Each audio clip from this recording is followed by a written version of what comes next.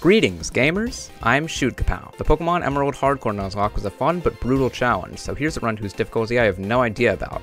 Today's the day I ask the question, can I beat Pokemon HeartGold with a team of only one Mankey? Here are its stats. It has a base stat total of 305, just shy of what most first form starters have. His attack is great, but it's notoriously frail with its 45 special defense being its highest defensive stat. It's fast enough, but I get the feeling that if we don't one-shot anything we're weak to, we'll get one-shot in return. On top of that, the first gym is the Flying Gym, so that could be tough for a while right off the bat. By level up, we actually get a few useful moves, like Assurance to hit Ghosts and Close Combat at level 49, which we can use in Kanto. We get a little more coverage by TM, with moves like Aerial Ace, Earthquake, and Rock Slide. This could turn out to be a pretty quick run, despite HeartGold being so long. Like always, I'm writing the scripts that go through the challenge, so what you're hearing and reading now is all being written before I've started. Make sure to comment down below guessing whether or not I could win, and make sure to request future challenges too. I think I might be able to beat Red, but his Espeon could be a big problem, along with some of Blue's team. Birdkeeper Lance is going to be a nightmare too. Side note, I actually wrote this before I remembered that Red doesn't have an Espeon in this game, he actually has a Lapras instead. So yeah, there's that. Let's quickly explain the rules. In combat, I can only use Mankey. I'm allowed to have other Pokemon for HMs and require double battles, none of which I think there are in HeartGold, but none of them can fight. No items are allowed in battle, only Pokeballs, held items, and items outside of battle are allowed. With all that out of the way, make sure to like, subscribe, and ring the bell for more, and let's hop right into the run. First of all, I'll replace Chikorita with Mankey using the Universal Pokemon Randomizer. None of the starters are going to be much tougher than any of the others, so I decided to give our rival Typhlosion on the off chance we get burned, having the power of our physical moves. Our starting moveset isn't bad, giving us Scratch, Low Kick, Leer, and Focus Energy, and a stroke of luck we get a Mankey with a Jolly Nature too, meaning we get more speed and less special attack, which is great since I don't think Mankey learns any special moves besides Hidden Power. Our ability is Anger Point, which maxes out our attack if we get crit. That's assuming we even live a crit though, and it means we don't get Vital Spirit, making Morty even more tough. I can't complain though, we got a pretty good Squingly. We destroy our rival Regius, named after a friend, and he proceeds to drop all of his personal information on the ground for the whole world to see, which, knowing him, is 100% something he'd do. And then we get our mom to save some of our money, which can get us really nice items down the line. Now it's time to fight the legendary youngster Jelly with his top percentage Rattata, which goes down to one Low Kick. Well, after the battle, he tells you to follow me on Twitter, where I post updates on these challenges. I get to Violet City and immediately clear out Sprout Tower to get XP for Falconer, since he's gonna be tough anyway. Mankey's turned out to be bulkier than I expected so far, but I don't know how well he's going to hold up against a level 13 Pidgeotto's Gust. First try at level 13 is Pidgey goes down to one Karate Chop. Pidgeotto comes out and takes about a third of its health and damage from Karate Chops. It takes out a big chunk of ours with a Gust in return. We outspeed though, landing us 2 more Karate Chops for the win, after he leaves us on only 3 HP from his follow-up Gust. That was a pretty lucky fight. Afterward, Professor Elm calls us and we go to the Pokemart to pick up an egg from his assistant, which will hatch into a Togepi. I knew that if I didn't say what was in it, you'd all ask. Actually, now that I think about it, everyone asks anyway. Comments are good for the YouTube algorithm. This bit is so stupid because at this point everyone knows what's in the Togepi egg, but I just think it's funny. Here, I'll tell you what ability it has, since that's actually random. Our Srampled egg hatches, because I forgot the C when naming it, which just makes it even funnier, honestly. It has a quirky nature and the ability Serene Grace, which is more useful than Hustle. It doesn't matter though, since we can't use it, but I knew you'd all want to know. Now that I think about it, everyone asks anyway. Comments are good for the YouTube algorithm. Right before the cave, I smash this rock to get a Shell Bell, which I completely forgot about. I give it to Squingly, and it could end up being useful with our low HP and high damage output. I also grabbed the Rock Tomb TM, which means we now have a move that might occasionally hit a flying type. After beating up some terrorists at the bottom of a well, it's time to fight Bugsy. Scyther's out first, and it just uses Focus Energy as we take it down miraculously with a Rock Tomb. Metal Bottle with the Rock Tomb, but just hits a weak tackle as we scratch it on the heel, and KO it on the follow-up. Kakuna's out last, and it actually crits and poisons us with Poison Sting as we Rock Tomb it, which activates our Anger Point, but it doesn't matter as it doesn't heal up on the follow-up, giving us the win. After that, we get the TM for U-Turn, a strong bug move that we can actually learn, but it can't really be used while we have HM Pokemon in our party. I don't think I've ever actually seen a run that had to play around that, which is kind of funny. Now we take on our rival, and it starts badly with us missing a Rock Tomb on Ghastly, but it just uses Spite as we take it out on the follow-up. Quilava's out next, and it lives a Rock Tomb and hits us with Smoke Screen, but you can't break what's already broken, and Rock Tomb takes it out on the follow-up. Zubat's out last, and we get some insanely bad luck here, even with that Smoke Screen. We miss Rock Tomb again and get hit by Supersonic, and then proceed to almost take ourselves out with 2 turns of Confusion. We snap out on the 3rd turn, but we just miss our last Rock Tomb as Zubat hits us with a crit Astonish. This turns out to work in our favor though, since our attack is maxed out by Anger Point, and we can take it out with a Scratch right after. Man, I didn't expect it to be so clutch so soon. In Ilex Forest, I go ahead and teach Squingly Headbutt, which will be useful for a while, and then we reach Goldenrod. I grab Kenny the Spearow for HMs, and now it's time to take on Whitney. Clefairy's a good one-shot with Karate Chop, and while her Miltank lives on a good chunk of health, she just hits a weak stomp as you take her out, giving us a very satisfying victory. After that, we can do some stuff around Ecruteak, and now it's time to fight a rival once again in the Burnt Tower. Ghastly goes down to 1 Assurance, and we nail Zubat with a Rock Tomb, which means no annoying confusion. Quilava would probably go for Rock Tomb, but we luckily crit to take it out, saving us from getting hit by Smokescreen. Last is Magnemite, but it's another one-shot with Karate Chop. Man, this run is just breezing by. Well, that comes to a screeching halt as we fight Morty. His first 2 Mons go down to Assurance, but his Gengar outspeeds, has a Citrus Berry, and lives on about 45% HP. I went into the fight arrogantly, and it cost me my first whiteout. I come back to the fight with a strategy, but due to mostly just some infuriatingly bad luck, it takes a few tries. I lead Rock Tomb into Gengar as it just goes for Mean Look, meaning we can outspeed and use Assurance twice, while hopefully not getting crit by Shadow Ball. This happens, and his last Haunter is another Oko, winning us an annoying fight. On the way to Olivine City, I find the Drain Punch TM, which reasonably Mankey should get, but I guess Game Freak was feeling particularly vindictive during Gen 4's development, so we don't get to use it. We get to the top of the lighthouse, and Jasmine immediately sends us down to go get medicine for the Ampharos at the top from Cyanwood. While I'm there, we might as well try our luck at Chuck. His Primeaper goes down to about 30 HP from a crit hit. I'm sorry, what?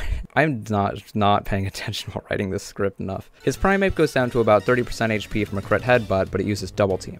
He tries to use Focus Punch right after, but we hit through its evasion and take it out. That was lucky. Next up is Poliwrath, and we barely do any damage to it as it takes out half our health with Body Slam. We struggle against it for a while, but between his berry and potions, we can't take it out yet. We'll come back later, but for now, let's go fight Jasmine. We don't even get bashed the first Magnemite though, since it just barely lives a Karate Chop and hits a really bad Thunder Wave, and it can just confuse us and Thunderbolt us to take us out. Oh well, I need to go grab the Aerial Ace TM from Mount Mortar anyway. I'll fight all the trainers I can find on the way and come back. Along the way, I get a few more nice things. First, my character's mom buys me a Silk Scarf, meaning we can give it to Squingly to boost the power of our already strong headbutts. At level 37, I also get Cross Chop, a less accurate but twice as strong version of Karate Chop. We'll see how that pans out. Unfortunately, I didn't notice Waterfalls required to get Aerial Ace, so no flying move for Chuck. This actually means we have no super effective moves into him, but luckily we can still get some good stuff. We learn Thrash at level 90, which is going to be an even stronger normal type move than Headbutt. It has the drawback of walking us into it and confusing us when it's over, but it could be good for a while until we need more coverage. We can also get the Dig TM from National Park, where I need to go anyway for XP. I'll probably replace Assurance, since Rock Tomb can hit Ghosts and I need it for Flying, Bug, and Fire types. After catching a shiny Gyarados for HMs, I walk down Lance Killing Guy and we proceed to rampage through Team Rocket's hideout. Despite a very reasonable 4 turns of confusion damage, we make it to the end and foiled our nefarious plans, and I decide to fight Price while I'm in the area. This battle has 2 outcomes. Either we hit enough cross chops to win, or we don't. Luckily, we landed all of ours, and we won our first easy fight in a while. After picking up the Dig TM on the way back to Olivine, it's time for a rematch against Jasmine or Steel types. Our Magnemites both go down to a Dig each, but our Steelix lives a Cross Chop and heals back up the Citrus Berry, hitting an Iron Tail in return, which deals over half our health and damage. Our follow-up Cross Chop doesn't KO, meaning we get hit and go down. That sucked, let's try again. On our second attempt, we don't even get hit and crit the Steelix after a Dig to take it down. Neat. Let's move on to Chuck. We start out with Thrash on his Primeape, which leaves him on a Sliver as he uses Double Team. Chuck heals it up, but it just goes down to 2 more hits of Thrash. Unfortunately, this leaves us confused as Poliwrath comes out. We hit another Thrash for about half of its HP, but it heals out of KO range with the Citrus Berry and paralyzes us with Body Slam. Despite all odds though, we land another Thrash, which crits through the paralysis and confusion, taking out the Poliwrath in an absolutely clutch final blow. With Chuck out of the way, we move on to the pointless Team Rocket plot in the middle of the game, and I somehow managed to beat Petrol on like 10 HP. After that I get Close Combat, a really good fighting move, and now we can go ahead and fight our rival real quick. It starts awfully, with Rock Tomb weaving Golbat on a Sliver, letting it get off a Confuse Ray. Why did they make this move so god-awful? 50 power and 80 accuracy? And what does it do? It lowers speed and that's it? We take it out in the follow-up, but Haunter comes out next and uses Curse, dooming us. Curse is a status that takes half the user's HP, but in return makes the target take a quarter of its HP and damage every turn. We went down quickly after that. And so, it's finally time to grind. This is the part of the run I've really not been looking forward to, since grinding in Johto is notoriously slow thanks to all the wild Pokemon being so low leveled. The best place I can find is south of the Safari Zone, where there are Pokemon around level 20 to 25. I come back at level 53 in Oko Golbat, but Haunter lives in the red and uses Curse. Luckily, we hit Quill level with Rock Tomb, and his Magnemite and Sneasel both go down to 1 close combat each, letting us win the fight before Curse damage can take us down. Now it's back to Team Rocket shenanigans, and due to missing 2 Rock Tombs in a row against Proton's Golbat, we lose the fight to Bad Confusion and Smokescreen Lock. This happens more often than you think. Can't wait till we get Rock Slide Man. We beat him on the second attempt, and now it's on to Ariana, who's an easy sweep. Last is Archer, who goes down about the same. Now we're finally able to continue the actual dang game, and after solving some puzzles and fighting some trainers, it's time to take a shot at Claire. Gyarados is at first, so our attack is down the entire fight. We can't take out more than half its health with our stat excuse for a rock type attack, and we eventually go down to Dragon Rage and Confusion damage from Thrash. I'll come back a couple levels higher with the Shell Bell equipped. At level 61, we still can't reliably 2-shot Gyarados, but his Dragonair goes down to a close combat. Unfortunately, his Kingdra lives another one and fires back with a Hydro Pump, taking us out. I'm gonna see if I can find a White Herb anywhere, because that Intimidate drop really sucks. Well, the only White Herbs in the game are either in the Battle Frontier for 32 BP or held by Blaine's Pokemon and have to be stolen by thieves, so we have to just level up some more. At level 65, we can 2-shot Gyarados and Oko Dragonair, but Thrash won't 2-shot Kingdra. Let's see how lucky we can get with close combat. A Hydro Pump miss or a close combat crit could win us the fight. While I'm heading out to grind though, youngster Joey calls here to tell me to follow me on Twitter.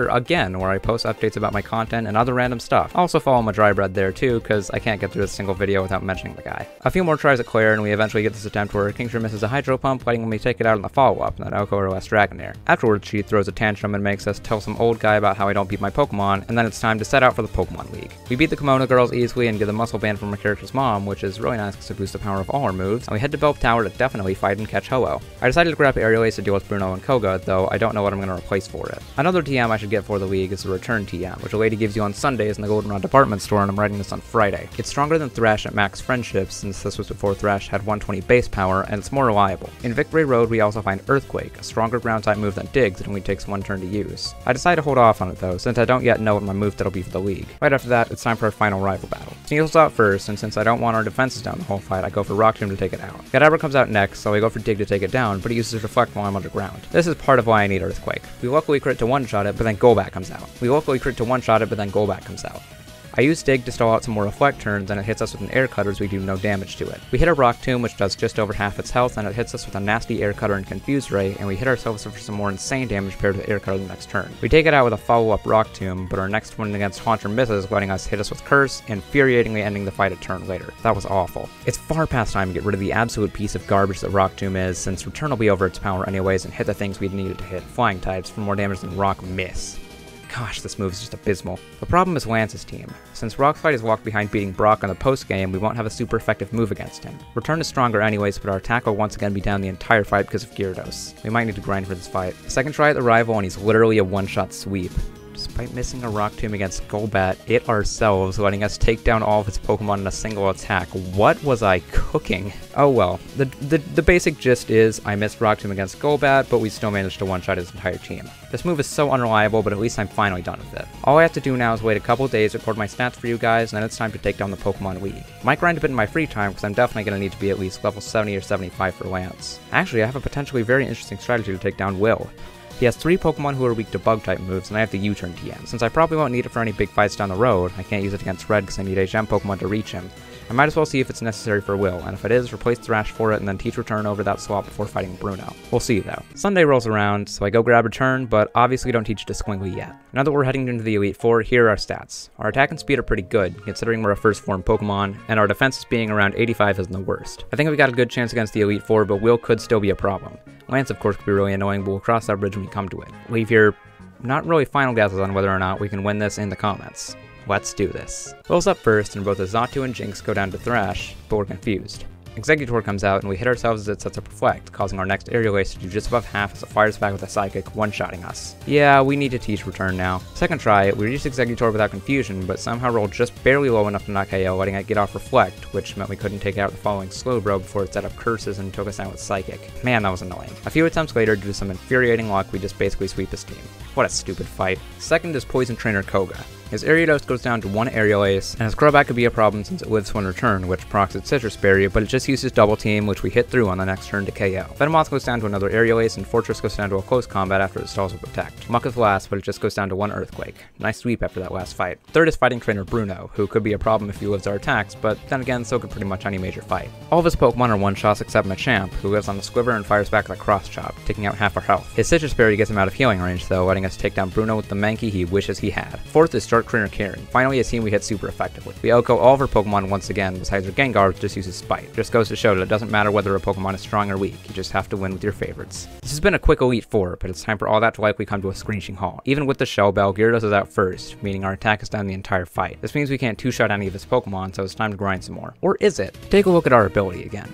Anger Point. Maxes out our attack when we get hit by a crit. Hear me out. We live a critical waterfall from Gyarados. Let's see if we can run attempts until we get crit, and then see if that lets us sweep Lance. Here's our attempt. We hit Gyarados with the turn, and then live a crit waterfall, letting us take him out on the follow-up with our brand new +6. After that, we proceed to sweep the entire rest of his team. Man, what a crazy strategy. With that, we make it into the Hall of Fame and win the run, but it's not quite over yet. HeartGold and Soul Silver have all of Kanto in the post-game, all leading up to a final confrontation against Red. I want to see if I can win that fight, though I'll try my best not to use any win conditions that involve a crit and sweeping. This run's been super interesting so far, and it feels like we either sweep teams or get swept in return. Let's see how that carries over into Kanto. Most of the gym leaders are pretty easy due to them being no stronger than Lance, so the first two fights I'll be talking about will be Blue, who has a much more type diverse team, and Red. First up is our fight against Blue. I might need to replace a move with Rock Slide or U-Turn, but for now I'm using the same moves that we beat Lance with. First up is Exeggutor, who is an aerial ace and fires back with a one-shot psychic. Yeah, it's safe to say we need U-Turn here. Now that I look at our last two fights though, our moveset starts to get really tricky. Without reusable TMs, and with Blue's Arcanine and Gyarados having our attack throughout the fight, we need to pick our moves very carefully. In my next attempt, U-Turn takes down Exeggutor, but Pidgeot does big damage with Air Slash since we don't have Rock Slide.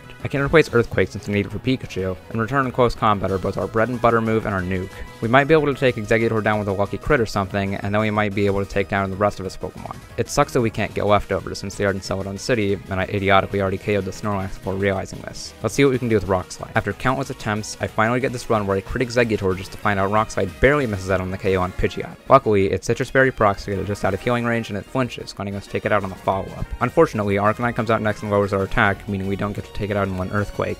And while his Flare Blitz after KOs him off recoil, we're not strong enough to OHKO his right on after. I don't even think I can live a crit from any of his Pokemon, so it's time to grind. We come back after taking down pretty much every other trainer, and we're at level 92. We take down Exeggutor with a crit and OHKO Pidgeot, but Arcanine lives on a Sliver, which was probably a damage roll. It takes itself out with Flare Blitz, but we're in bad shape once again. Rhydon goes down to one close combat, as does Machamp, and Gyarados is out last. If we either crit or flinch it here, we win, but we get neither and go down to Gyarados. We can win this. I'll come back after getting level 95 and see how it goes. On this attempt, we crit Exeggutor and OHKO Pidgeot, and Arcanine goes down to a high roll Earthquake. After that, we can OHKO both Rhydon and Machamp with a close combat each, and we're on to his final Gyarados with -2 attack, defense, and special defense, but at full health. Our Rock Slide connects, bringing it down to about 40% as it fires back with a strong waterfall. It didn't take us out though, letting us luckily hit a Rock Slide to finally get the win. With that, there's only one fight left. At the top of Mount Silver, we find Red, the strongest trainer in Kanto, and it's time for a final confrontation. I'll probably go ahead and level up to level 100 and show you my stats. Our HP is above 200, which is nice, and our attack and speed stats are nothing to sneeze at. 100 points both my defense stats is nice too, and I have a strong move against most of his team. I don't know if I'll be able to beat such high-leveled Pokemon, but I think we have a shot. Leave your final guesses on whether or not we can win in the comments. Let's do this. Pikachu and Charizard both get outsped in one shot, but I tried to see how much damage Lapras takes from Rock Slide, and it lives on just below half and fires back with a strong Blizzard. We KO it after, but Blastoise doesn't go down to one close combat and just takes us out. I'm not confident that Lapras would go down to one close combat, seeing how much damage that did, so let's equip the Shell Bell and fish for Rock Slide flinches. The next attempt, we take down Lapras with 2 Rock Slides while taking no damage in return, and move on to Blastoise at near full health. This hail's annoying. Rock Slide doesn't do much and it doesn't flinch, firing back with a Blizzard that does way too much damage for us to live. I get back with a Muscle Band and use close combat, and it does over half. I know what I have to do. I have to flinch Lapras and crit Blastoise, and hit all 3 Rock Slides up till then as well. Ah, what the heck, I've got time. Let's fish for some good luck. Eventually we get our run, but Venusaur afterwards takes less than half from a turn, fires back with a Sludge Bomb, and takes us out. Yeah, this isn't possible with this Mankey. I wouldn't be able to reliably set up double team against anything, and Lapras and Blastoise both have Blizzard, which is always going to be a hit because of the hail I can't get rid of. I'll just call it here and start on the next video. Well, that was a super fun challenge. We had a pretty easy start, a surprisingly tough middle in it, just never really picked back up again. Mankey's a really frail Pokemon, so most teams we didn't sweep usually just took us out easily, and our attack stat wasn't as high as fully evolved Pokemon. We made it all the way to Red, and I think that was an achievement in itself. For next time's Pokemon challenge, I'm going to take on a classic challenge of trying to beat Pokemon Red with only one Pikachu, which should be a really fun one. If you enjoyed this video, make sure to leave a like and subscribe for more videos like this. Comment below if you have any challenge recommendations, and shoot me some on Twitter at ShootKapow2. Join my Discord server in the description where you can chat with me and other Pokemon and Pikmin fans and just generally hang out. With all that, this has been a pretty fun video and challenge, but they're both over now. So until next time, this is ShootKapow, over and out.